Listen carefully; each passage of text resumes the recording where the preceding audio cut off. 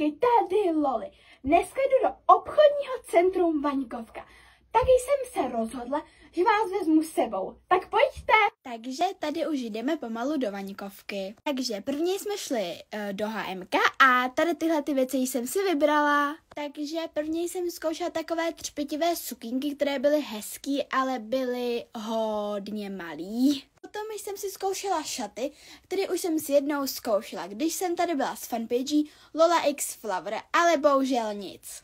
Potom jsem si zkoušela jakoby takový smajlíkový duet a ta košile byla dobrá, ale ty kalhoty byly hodně malý, nebo aspoň na mě. Potom už jsem si vlastně zkoušela poslední věc a to byly takovéhle cargo kalhoty a ty byly teda hodně dobrý.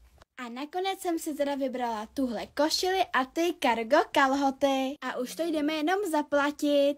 A vy, kteří do Vaňkovky chodíte často, tak určitě víte, že tam je takováhle fontánka s krokodýlem. A vypadá to moc hezky, tak jsem si to natočila. A potom, co jsme teda nakoupili v HMku, tak jsme ještě zašli do DMK. Ale v DMku jsme teda udělali jenom takovýhle malý nákup. Takže my už jsme skoro doma a už je celkem pozdě. Vidíte, že už je trošku tma, je takový šero. Takže za chvilku budeme doma a mega se těším, už se mi chce domů.